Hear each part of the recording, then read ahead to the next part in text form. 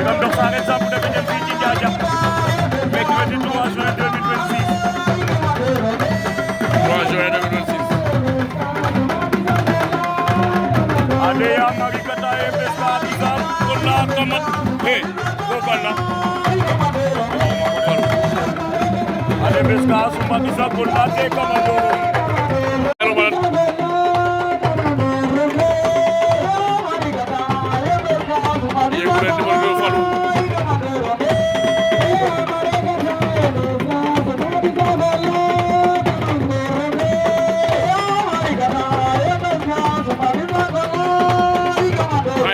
le 3 juin 2026.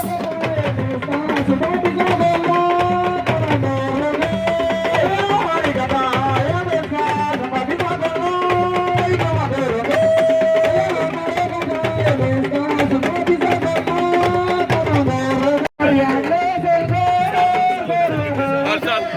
Babu,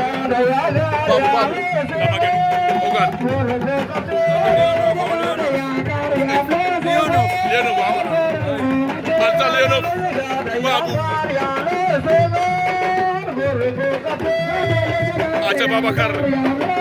Leonov,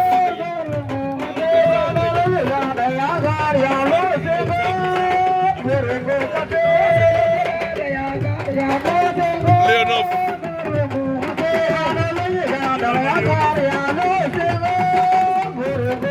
Genofen, Boy Genofen,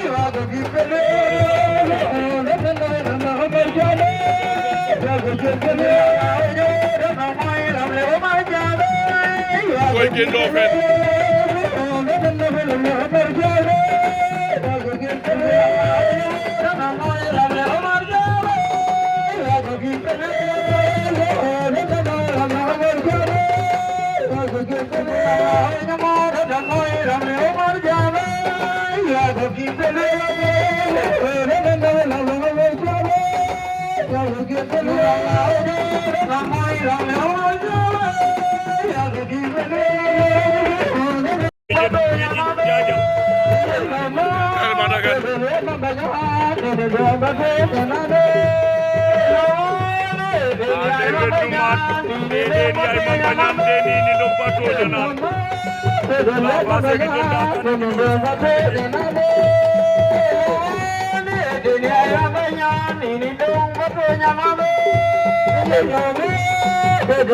Karamandagan,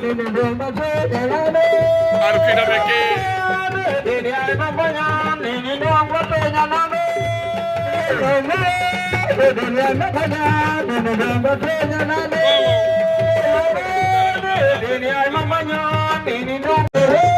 Balu Benjam,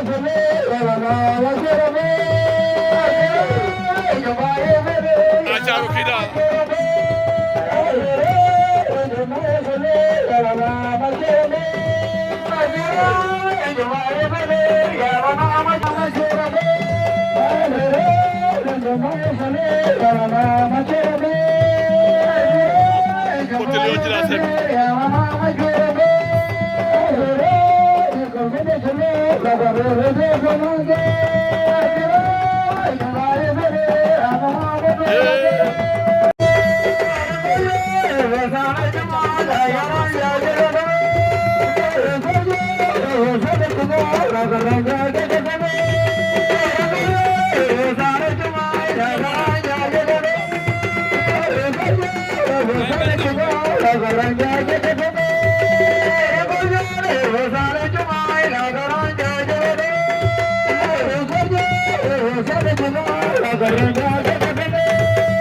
Campu Jambur,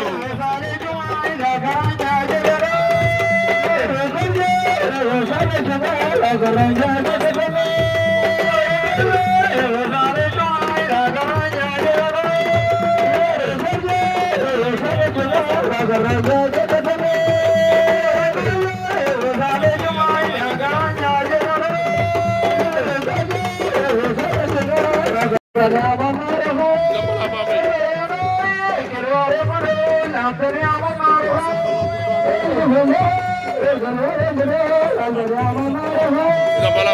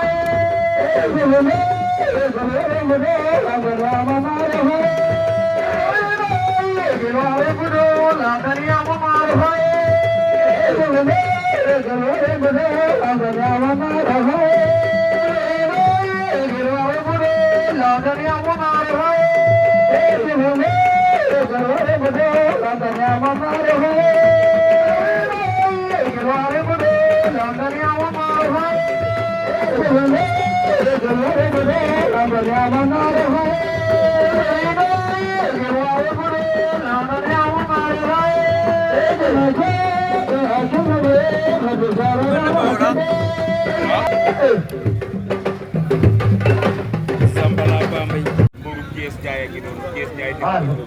sama waa ji maa ngi lay bëggee di lay siyaar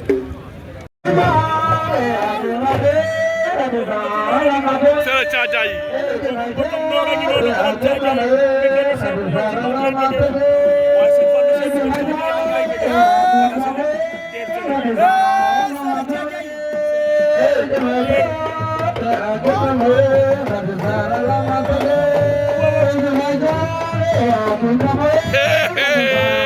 Sera Caajay Boni Sele boobu c'est Ousmane Sarr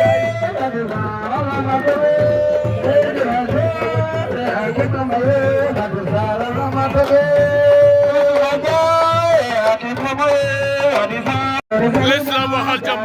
Diallo waxal jam waxere Diallo waxal jam dalal l'islam waxal jam waaw Diallo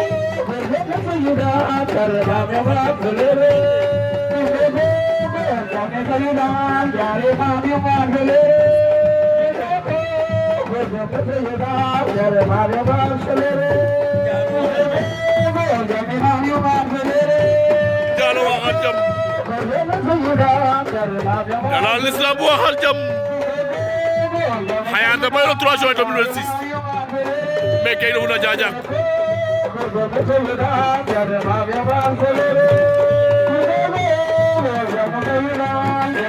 Ogo Jata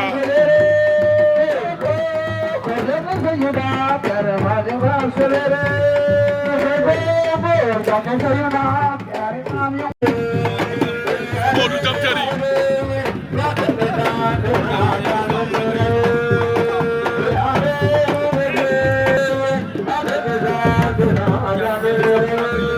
Modou Jam Terry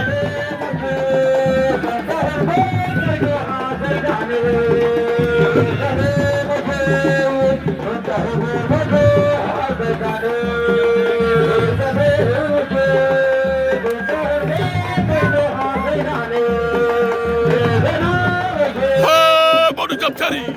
aro kina me kena pala Jajak yal Porto Saran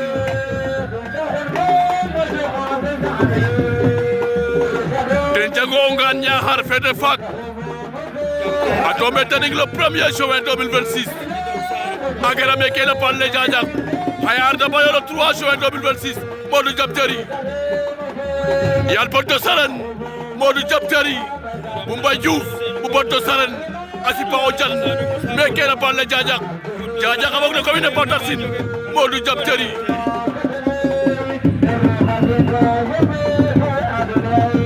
Modou Jam Terry